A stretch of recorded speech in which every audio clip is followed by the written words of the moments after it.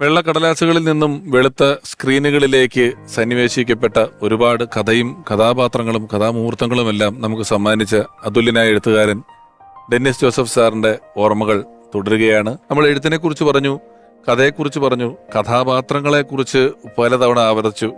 ഉറപ്പായിട്ടും ഇനി ഇവിടെ വരേണ്ടതൊരു സംവിധായകനാണ്. നമ്മളോടൊപ്പം ഡെന്നിസ് സാറിന്റെ ഒരുപാട് തിരക്കഥകൾ നമുക്ക് വേണ്ടി സിനിമയാക്കിയിട്ടുള്ള ഒരാളാണ്. സൂപ്പർ ഹിറ്റ് ആയിട്ടുള്ള സിനിമകൾ നമുക്ക് സമ്മാനിച്ചിട്ടുള്ള ഒരാളാണ്. ഞങ്ങൾ ഇത്തരത്തിലൊരു പരിപാടിയുമായി ബന്ധപ്പെട്ട് അദ്ദേഹത്തെ ക്ഷണിച്ചപ്പോൾ തിരക്കുകൾക്കിടയിൽ വ്യക്തിപരമായ പലതരത്തിലുള്ള തിരക്കുകൾക്കിടയിൽ നിന്ന് തിരുവനന്തപുരത്ത് നിന്നും യാത്ര ചെയ്താണ് എറണാകുളത്ത് നിന്ന് ഇതിന്റെ ഷൂട്ടിങ്ങിലേക്ക് അദ്ദേഹം സമയത്ത് എത്തിയിട്ടുള്ളത്. നന്ദിപൂർവ്വം, സ്നേഹപൂർവ്വം, ബഹുമാനപൂർവ്വം ഡെന്നിസ് ജോസഫ് എന്ന ആ എഴുത്തുകാരനുമായിട്ടുള്ള ദൃഢമൈത്രിയുള്ള ആളുകളിൽ മുൻപന്തിയിൽ നിൽക്കുന്ന ഒരാളെ കൂടി ഞാൻ ഇങ്ങോട്ട് വിളിക്കുകയാണ് ഹൃദയപൂർവ്വം. പ്രിയപ്പെട്ട സംവിധായകൻ ശ്രീ TS സുരേഷ് ബാബു സാർ.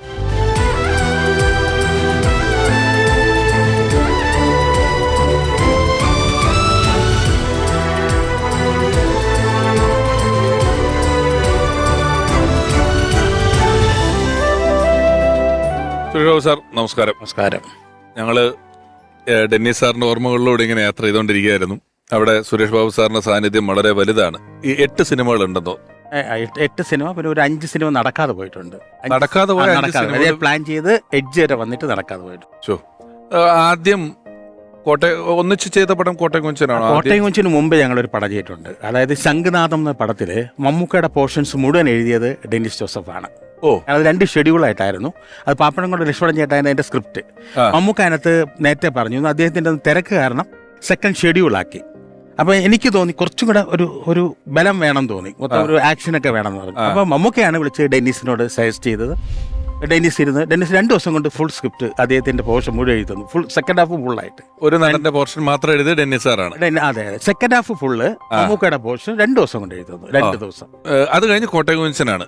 അതെ, ഞങ്ങൾ വർക്ക് ചെയ്തത്. അതെ, അന്ന് സമയത്തെ നമ്മൾ മമ്മൂക്ക അന്ന് ചെയ്തുകൊണ്ടിരുന്ന കഥാപാത്രങ്ങളും സെറ്റപ്പുകളും വെച്ചിട്ടും ഡെന്നിസ് സാർ അന്ന് എഴുതിയിരുന്ന സിനിമകൾ നമ്മൾ ആ സിനിമകൾ പരിശോധിച്ച പലതും മാസ സിനിമകൾ പോലുള്ള സിനിമകളൊക്കെയാണ്. ആ സമയത്ത് കോട്ടയം കുഞ്ഞച്ചൻ സത്യത്തിലൊരു റിസ്ക് ആയിരുന്നല്ലോ. ഇറങ്ങുന്നതിന് മുമ്പ് വിജയിച്ചപ്പം എല്ലാ റിസ്കുകളും നമ്മൾ തരണം ചെയ്തു, സമ്മതിച്ചു. എനിക്ക് തോന്നുന്നത് ഈ KT കുഞ്ഞുവൻ എന്ന് പറയുന്ന പ്രൊഡ്യൂസറിന് മുമ്പ് ആദ്യം പ്രൊഡ്യൂസറിന്റെ പേരിടുന്ന ഒരു പ്രൊഡ്യൂസറാണ് എം മണി. അത് കഴിഞ്ഞ ഡയറക്ടറിന്റെ പേര് പല പടങ്ങളിലും അന്ന് പോസ്റ്ററിൽ കണ്ടിട്ടുള്ളൂ അല്ലേ, സുനിത പ്രൊഡക്ഷൻസ്. ഇതും അങ്ങനെയാണ്. അപ്പൊ അങ്ങനെ ഒരു പ്രൊഡ്യൂസർ, അത്തരത്തിലുള്ളൊരു പ്രൊഡ്യൂസർ മമ്മൂക്ക, ഡെന്നിസ് സാറ്, ഈ കോട്ടയം കുഞ്ഞച്ചൻ എന്ന് പറയുന്ന അത്രയും ജോവിയലായിട്ടുള്ള ഒരു ക്യാരക്ടറിലേക്ക് ഡെന്നിസ് സാറും സുരേഷ് ബാബു സാറും എങ്ങനെയാണ് എത്തിയത്? അതെ, ആക്ച്വലി ഞാനൊരു 3-4 പടം ചെയ്തു. ലാസ്റ്റ് പടമാണ് ഈ ശംഖുനാഥം. അതിലെ ഏറ്റവും രസം എൻ്റെ എല്ലാ പടത്തിലും വലിയ വലിയ താരങ്ങളാണ്. മമ്മൂക്ക, മോഹൻലാൽ, നസീർ സാറ് ഒക്കെ വെച്ച് ഞാൻ ചെയ്യാനുള്ള ഭാഗ്യം കിട്ടിയിട്ടുണ്ട്.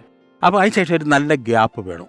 അപ്പോൾ മമ്മൂക്ക വിളിച്ച് ചോദിച്ചു, എന്താണ് ഈ ഗ്യാപ്പ് ഇടുന്നത്, നല്ല ഗ്യാപ്പ് വീടുന്നല്ലോ എന്ന് ചോദിച്ചു. അപ്പോൾ ഞാൻ പറഞ്ഞു, മമ്മൂക്ക നല്ല സ്ക്രിപ്റ്റ് ആയിട്ടില്ല.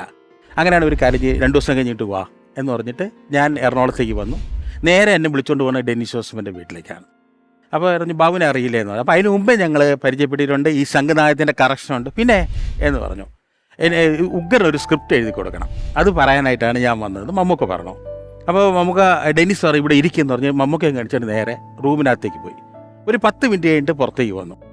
അപ്പോൾ മമ്മൂക്ക പറഞ്ഞു, ഞാൻ എല്ലാം പറഞ്ഞിട്ടുണ്ട്, ഉടനെ എഴുതും എന്ന് പറഞ്ഞു. അപ്പോൾ ഡെന്നിസ് പറഞ്ഞൊരു കാര്യം ചെയ്യും, മമ്മൂക്ക പൊയ്ക്കോ, മമ്മൂക്കയുടെ വീട്ടിലേക്ക് ഞങ്ങൾ വരാം, ഞങ്ങളൊന്ന് സംസാരിക്കട്ടെ എന്ന്. അപ്പോൾ മമ്മൂക്ക പോയാണ് ഡെന്നിസ് എന്നോട് പറഞ്ഞത്, ഡെന്നിസിനൊന്ന് 10 പടം കമ്മിറ്റ്മെൻ്റ് ഉണ്ട്.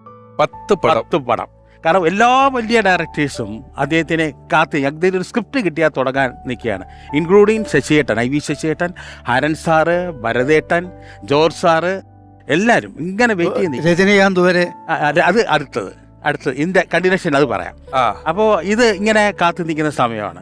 അപ്പോൾ മമ്മൂക്ക ഡെന്നിസ് എന്നോട് ചോദിച്ചു. ഡെന്നിസ് പറഞ്ഞു, ഇതുപോലെ ഞാൻ മമ്മൂക്കയോട് ചോദിക്കുകയാണ്, ഈ പ്രോജക്റ്റ് നടക്കുമോ? നടന്നാൽ ഞാൻ എഴുതാനിരിക്കാം. കാരണം ബാബുവിനെ എനിക്ക് ഇഷ്ടമാണ്, മമ്മൂക്കയ്ക്ക് അത്രയും തന്നെ ഇഷ്ടമാണ്, അതുകൊണ്ട് ഞാൻ എഴുതാനിരിക്കാം. അതാണ് മമ്മൂക്കയോടൊക്കെ ചോദിച്ചു. മമ്മൂക്ക പറഞ്ഞു, വെരി സീരിയസ്, ഈ പ്രോജക്റ്റ് നടന്നേ പറ്റുള്ളൂ എന്ന് പറഞ്ഞു. അപ്പോൾ എൻ്റെ പറഞ്ഞ ഒരു വർക്ക് നടന്നുകൊണ്ടിരിക്കുകയാണ്. അതിനുശേഷം അദ്ദേഹത്തിൻ്റെ ഒരു ഡയറക്ഷൻ പടമുണ്ട്. അത് രജനീകാന്ത്, മമ്മൂക്ക, വെൺമേഘ ഹംസങ്ങൾ എന്ന് പറഞ്ഞൊരു പടം പ്രോജക്റ്റ്. ആര് ഡയറക്ഷൻ? Dennis Joseph. ഓ ഇത് ഞാൻ ഇപ്പൊ എനിക്ക് ആദ്യമായിട്ട് കേൾക്കാം. ഇതൊരു വലിയ പ്രോജക്റ്റ് ആയിരുന്നു. രജനീകാന്തും മമ്മൂക്കയും കൂടെ ഉള്ള ഒരു പടം ഡയറക്റ്റ് നിൽക്കുകയാണ്. ദേവേട്ടൻ അറിയായിരുന്നു ഇത്? ഇല്ല, എനിക്കറിയില്ല. അവിടെ ബാബുചേട്ടനോ? എനിക്കറിയാം. ഞാൻ പക്ഷെ ഇത്ര ഈ കാസ്റ്റിംഗ് ഇങ്ങനെയാണെന്ന് അറിയില്ല. അതിന്റെ ഒരു കഥയുടെ ഒരു ത്രെഡ് കൊടുത്തത് മോഹൻജിയാണ്. അദ്ദേഹം പറയാത്തതാണ്. ഒരു സ്ഥലത്ത് നിന്നൊക്കെ കണ്ട് ഒരു ഇംഗ്ലീഷ് പടത്തിൽ നിന്നൊക്കെ കൊടുത്തത് അദ്ദേഹമാണ്. അതെ അതെ അതെ. എന്തെല്ലാം കഥകളാ. അല്ല, എന്താ ഡെന്നീസിന്റെ പല സിനിമകൾക്കും പല ത്രെഡുകൾ ഇദ്ദേഹം കൊടുത്തിട്ടുണ്ട്. അദ്ദേഹം പറയാത്തതാണ്. ഡെന്നീസ് എല്ലാം എന്നോട് പറഞ്ഞിട്ടുണ്ട്. ഇങ്ങനെ ഒരു ഫ്രെയിമുണ്ട്, കാര്യങ്ങളുണ്ട്. കണ്ടമാനം നോവൽ വായിക്കും. ഇദ്ദേഹം സജസ്റ്റ് ചെയ്യുന്ന നോവലേ ഡെന്നീസ് വായിക്കുള്ളൂ.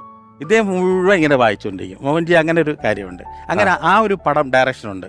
ഞാൻ പറഞ്ഞത് കുഴപ്പമില്ല, വേണമെങ്കിൽ തള്ളി വെക്കാം, അടുത്തത് നമ്മുടെ എഴുതാതിരിക്കാം എന്ന് പറഞ്ഞു. അപ്പോഴുള്ള പ്രശ്നം എന്ന് പറഞ്ഞാൽ അപ്പോൾ ഏത് ടൈപ്പ് വേണമെന്ന് പറഞ്ഞു. കുറേ 2-3 ത്രെഡുകൾ എൻ്റെ ഒക്കെ പറഞ്ഞു. പക്ഷെ അതെല്ലാം ഹെവി കോസ്റ്റ്ലിയാണ്.